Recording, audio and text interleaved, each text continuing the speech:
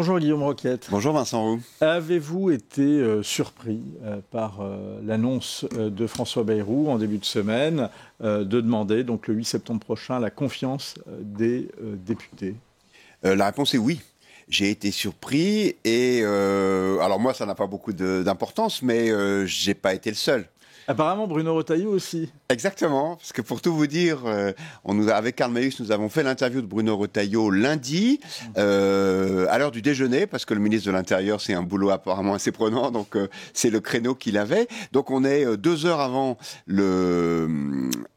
la conférence de presse de 3 heures plutôt, parce qu'elle était à 16 heures de François Bayrou. Et évidemment, on demande à Bruno Retailleau, mais alors, est-ce que vous savez ce que le Premier ministre va dire? Et il nous dit, non, je pense qu'il va peut-être annoncer qu'il entend certaines contre-propositions de l'opposition, mais il ne savait pas qu'il allait y avoir cette séance extraordinaire. Donc, évidemment, on lui a reposé la question derrière et il nous l'a confirmé. Non, je n'étais pas au courant.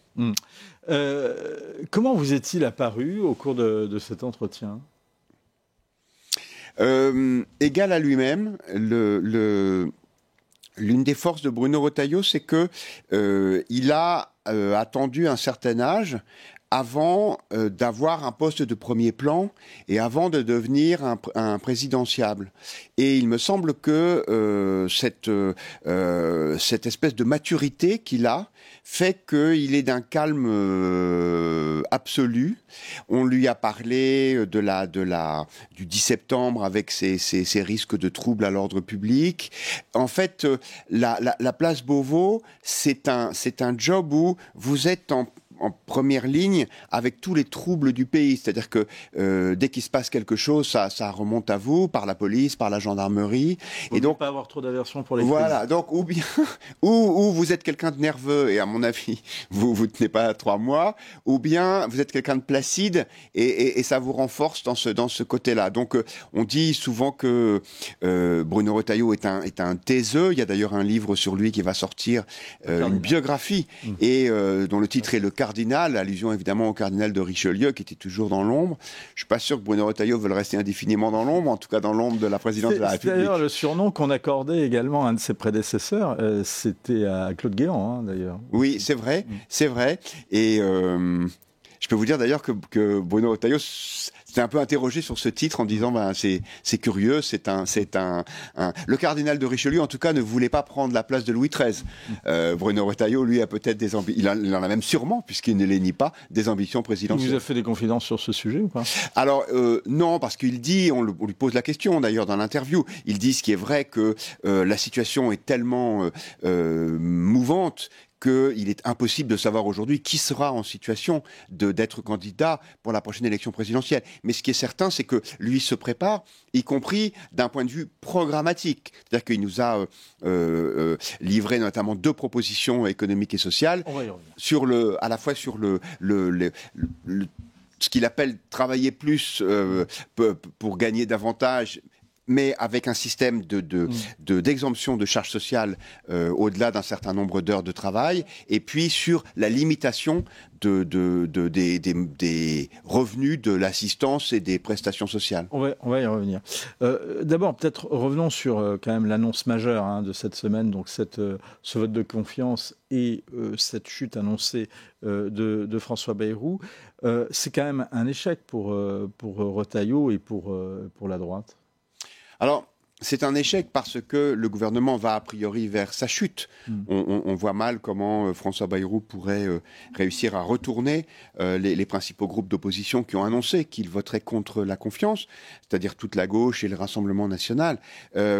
C'est un échec pour les Républicains, oui, parce que leur pari, c'était que dans une logique de responsabilité, ils s'associaient à ce gouvernement, alors même que François Bayrou et Bruno Retailleau ou Annie Genevard, c'est pas la même chose, quoi. Bayrou est un centriste dont on se souvient qu'il avait fait voter contre Nicolas Sarkozy lors d'une des procédures présidentielles en 2012. Et puis il y a Emmanuel Macron derrière avec son parti. Mais effectivement, il y a d'ailleurs un certain nombre de sympathisants de droite qui disent vous voyez bien qu'il fallait pas y aller, qu'il ne fallait pas se compromettre entre guillemets, puisque c'est une impasse. C'est d'ailleurs le point de vue de David Lisnard dans la mouvance David Lisnard, on voit également un peu poindre encore plus chez Jean-François Copé. Justement, est-ce que Bruno Retailleau a raison de soutenir François Bayrou et LR de voter la confiance? Alors, moi je le pense, parce qu'il ne faut jamais oublier que la politique, c'est le choix non pas entre le bon et le mauvais, mais entre le préférable et le détestable. Or, qu'est-ce qui était préférable? Un gouvernement de coalition autour de François Bayrou, même fragile, puisqu'il semblerait qu'il tombe, ou bien un gouvernement autour de Luchy Castet, qui était, je vous rappelle, il y a un an, la candidate du nouveau Front populaire. Donc, c'est d'ailleurs ce que Bruno Retailleau rappelle dans l'interview. Il dit, bien sûr que ce gouvernement, c'est pas parfait. Bien sûr que j'ai assez largement les mains liées, que je ne peux pas faire tout ce que je veux. Il n'empêche, c'est un moindre mal. Et donc, il me semble qu'il y a là une logique de responsabilité qui tranche de façon heureuse avec celle du Rassemblement national, qui fait objectivement la politique du pire. Ça, c'est très Richelieu. Oui, qui fait objectivement la politique du pire en disant on censure et on se coalise avec Jean-Luc Mélenchon et François Hollande. Le Rassemblement national, ou même certaines figures au sein des Républicains, pour l'instant. Parce que oui, alors je n'ai là, vous posez la question d'ailleurs, et c'est un refus qu'il exprime, c'est celui de se joindre à une demande de démission d'Emmanuel Macron, à l'heure où, par exemple, Jean-François Copé, lui, demande une démission du président de la République. C'est vrai, et là aussi, là encore, on a posé la question à Bruno Retailleau. Il nous explique dans l'interview que lui est opposé à cette démarche de demande de départ du président de la République au nom du respect des institutions. Ce qui est vrai, c'est que Emmanuel Macron détient les clés du règlement de cette crise à travers la dissolution, mais encore plus à travers sa propre personne, puisqu'on sait qu'en France, c'est du président lui-même que peut émerger et découler une majorité parlementaire. Mais, dit Bruno Retailleau, dans une situation de la France qui est fragilisée, qui est fracturée, il ne faut pas fragiliser l'institution présidentielle. On en parlait donc au début de cet entretien, Guillaume. Vous avez posé la question sur un certain nombre de propositions que pourrait avoir Bruno Retailleau. Il revient justement sur la question du temps de travail.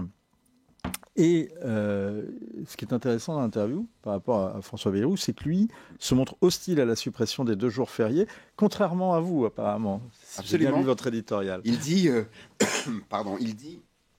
dans l'interview, travailler plus pour gagner rien, c'est non. Et donc il explique qu'il est opposé à la suppression de ces 2 jours de congé, auprès d'une logique, au nom d'une logique que je comprends bien, qui consiste à dire il faut que le travail paye, et donc il ne faut pas demander toujours plus aux mêmes.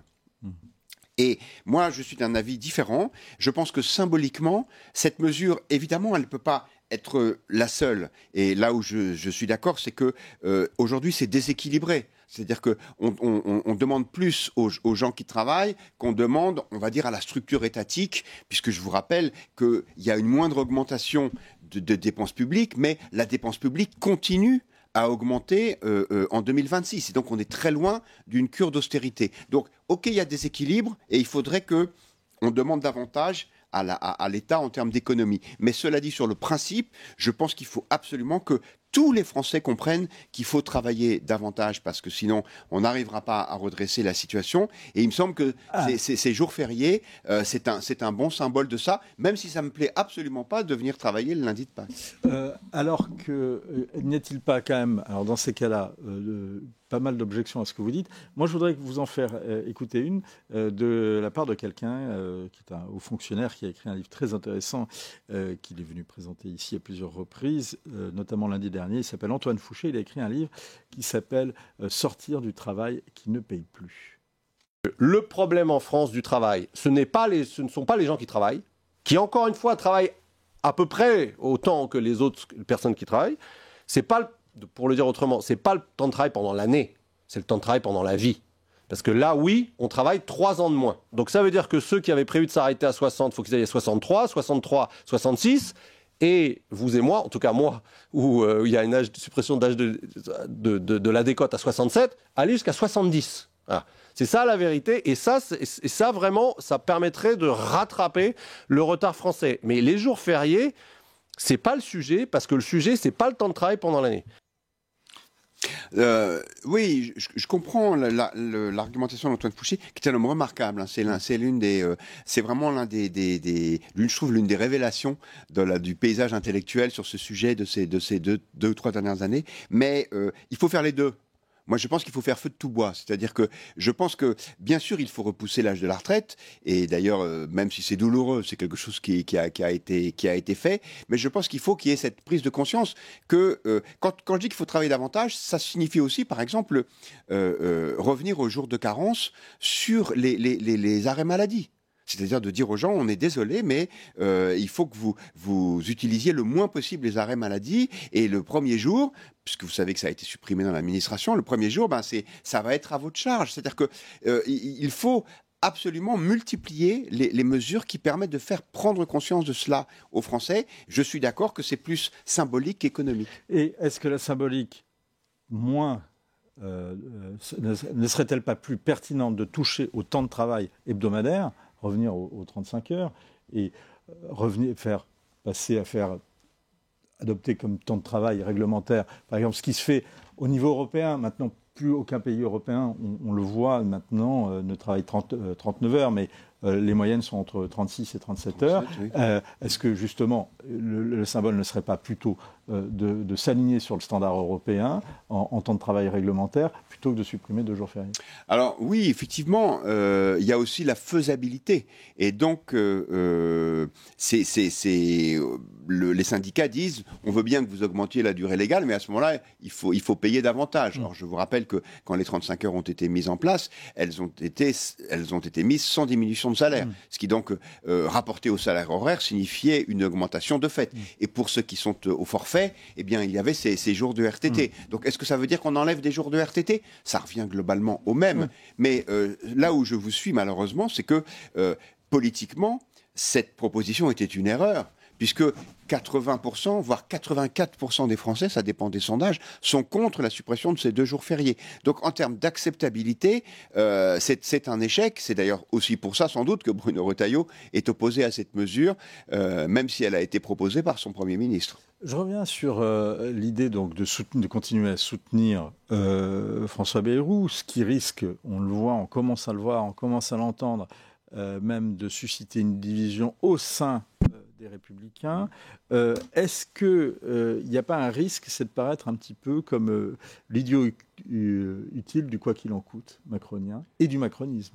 Alors, c'est vrai que Emmanuel Macron porte une responsabilité dans la situation actuelle, et autant le Premier ministre a passé tout son été à sonner le tocsin depuis cette conférence de presse du 15 juillet où il a proposé son projet de budget 2026 jusqu'à ses interventions sur les réseaux sociaux pendant tout l'été. Et jusqu'à encore son intervention sur TF1 hier soir, il est obnubilé par ce sujet. Je ne sais pas si vous avez beaucoup entendu Emmanuel Macron mouiller la chemise là-dessus, pas moi. Et quand le Premier ministre a dit au Président de la République, peut-être qu'on pourrait faire un référendum sur ce sujet des finances publiques, le chef de l'État a dit non. Il préfère aller sauver le monde, ou en tout cas essayer. Il préfère être prendre position sur le conflit entre Israël et Gaza, sur le conflit ukrainien.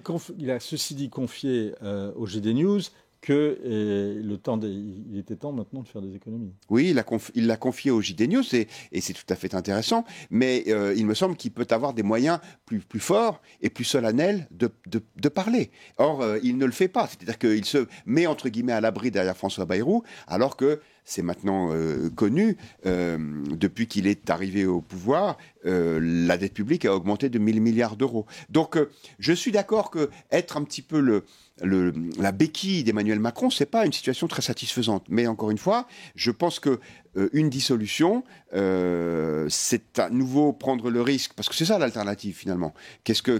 Si on fait tomber Bayrou, ce serait pour mettre qui à la place? Un Premier ministre de gauche, ce serait à mon avis une solution irresponsable, et on ne va pas mettre un Premier ministre LR, il ne serait pas soutenu par l'aile gauche de la majorité. Donc, pourtant, c'est partie des hypothèses qui sont évoquées, notamment Sébastien Lecornu. Oui, mais Sébastien Lecornu, il est macroniste. Je veux dire, il est ministre. C'est un LR macronisé. Oui, c'est ça. C'est un LR macroniste. Donc, il est aujourd'hui. Je ne sais pas d'ailleurs quelle carte il a, si c'est celle des LR ou celle de Renaissance, mais en tout cas, c'est un des fidèles, un des très proches d'Emmanuel Macron. Et rien de tout ça n'est satisfaisant. On est d'accord. On est condamné à des rustines. On est condamné à des bricolages institutionnels jusqu'à l'échéance qui décidera de tout, qui sera l'échéance présidentielle. Mais il me semble qu'il faut essayer de faire ça en déstabilisant le moins possible à la fois la société et surtout l'économie française. Vous avez vu ce qui se passe en bourse.